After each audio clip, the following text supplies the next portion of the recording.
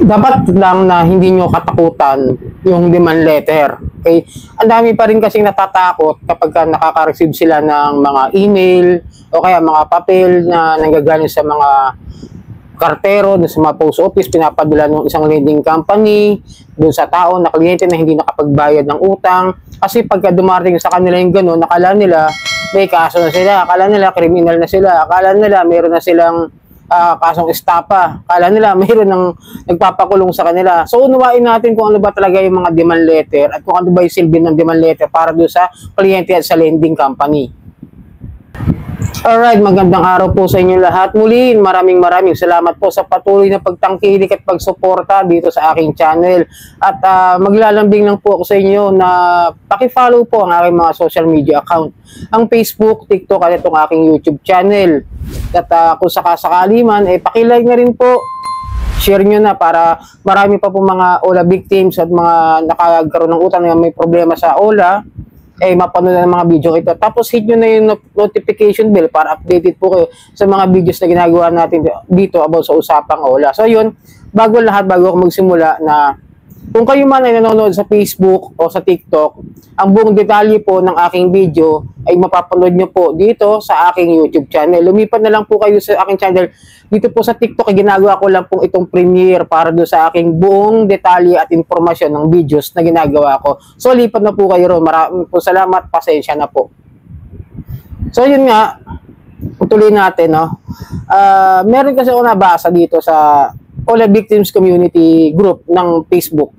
Sabi rito, magandang araw. Ang iyong demand letter na naihain ng online lending ay naaprubahan na. Mangyaring hintayin lamang ang aming kinatawan o ang driver ng Philip Post Office para sa iyong pagpirma ng demand letter.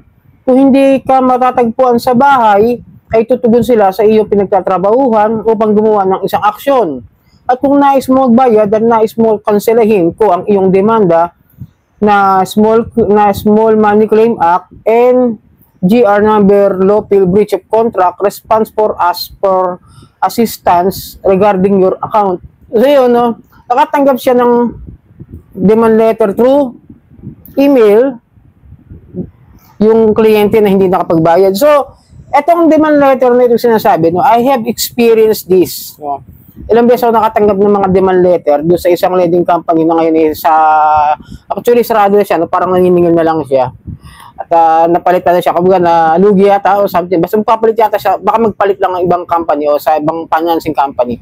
Pero, pag kayo nakaka-receive ng demand letter, hindi porket sinabing demand, sa Tagalog, akala nyo iniisip na demanda. Hindi po ganun yung paliwanag dyan. Hindi po ganun yung katotohanan dyan. Marami ko na-receive na, marami ko nakikita na, marami ako na papanood. May nagsasabi, demand letter, huwag mo katakutan. Hindi naman dapat talaga katakutan. Pero, demand letter is just a reminder na meron tayong pagkakautang na kailangan nating bayaran doon sa isang lending o sa isang tao na nagpapaalala lang sa inyo. Always remember that. Walang kasong kriminal kapag kayo pinadalahan ng demand letter. Ako, experience ko, 2 beses ako napadala niya.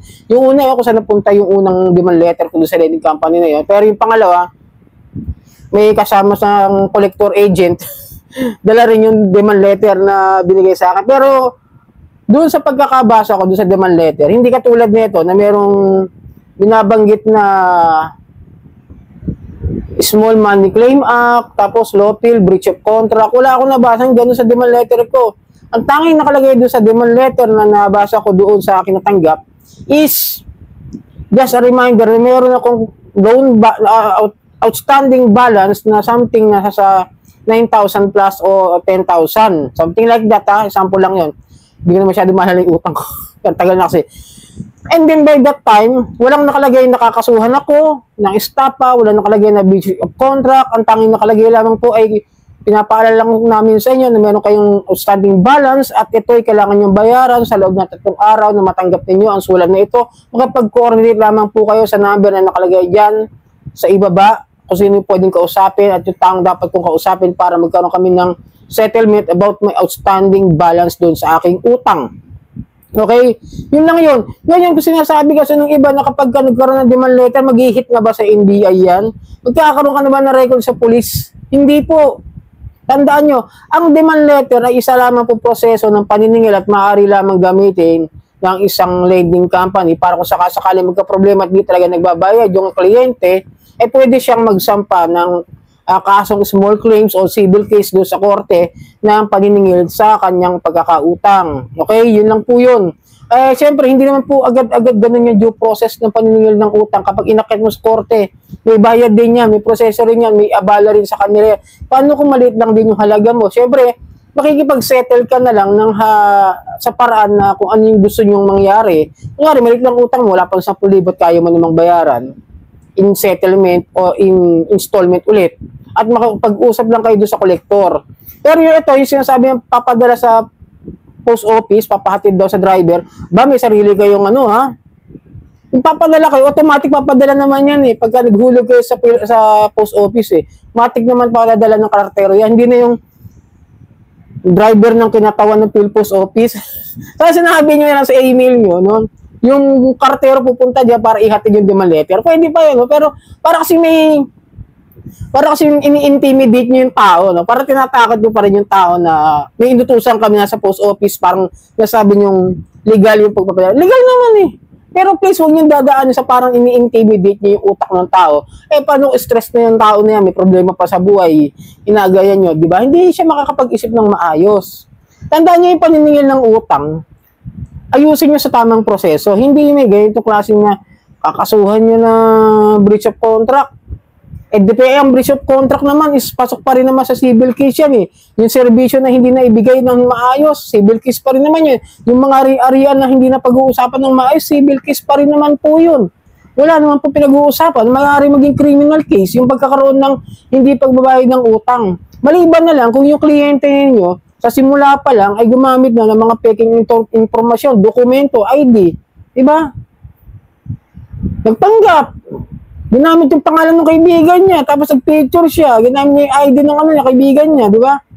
Tapos sinalpak doon sa ID ng kaibigan niya, di ba? Yun, may pagpapanggap doon, may lilin lang yun. Pwede yung sa paano kasi stapa. Kung mapatunayan ninyo, yun lang magiging nyo ron, problema. Kailangan patunayan muna bago nyo sampahan ng kasong estapa at bago nyo ireklamo sa mga ahensya ng gobyerno like the NBI o PNP, kayong mga nagpapasingil din ng utang. At ito na mga singil ng utang, huwag kayong matatakot na makukulong kayo once na pinadalhan kayo ng demand letter. Okay, lilinawin ko lang. Dami ko pa rin napapanood. Ako, ang ginawa ko after ko makareceive ng demand letter, mga ka-Johnny, kinausap ko, tinawagan ko, kahit medyo nanginginig ako nun. Ito lang, medyo kabado bente rin ako nun kasi hindi ko rin naiintindihan o naunawaan yung demand letter. Pero after I have experienced demand letter, yun lang pala yun. Kala natin may korte na nakasampa na yung kaso natin sa korte, di ba? Kasi demand demand. Isipin mo, demanda to. Oh my God. Ukulong na ako, subpina na ako. Hindi po ganun yun. Malaking kalokohan mo. Pero pwede rin naman sila magreklamo, magsampan ng kaso sa atin once na ginawa nila yung mga tamang proseso. Pero sa tamang paraan. Pero kung ginagawa nila, katulad itong mga lending company, may sinabing kakasuhan ka namin ng estapa doon sa demand letter. Maling-maling proseso at pamamaraan. Ito nananakot namin Maling paniningil yung pag naglalagay sila ng mga estapa cases, Article 8484, hindi naman po para sa credit card yun. O kasi yung 8484, kung may credit card ka, tapos hindi mo agad na bayar o something na meron kang ginawang kalokohan doon sa mga credit card. Kasi bangko mga may hawak niya kadalasan sa credit card sa pagkakaunawa ko, mga ka-Johnny, no? So sana, wag kayong kabahan, wag kayong matakot. Hindi porket nakatanggap ko demand letter, may kaso na kay CBI, may kaso na wala pong ganun. Malinaw na paniningil lamang po ang kailangan nilang gawin once na makatanggap kayo ng demand letter. Through email man yan o through post office, yung kartero, pinadala sulat, okay?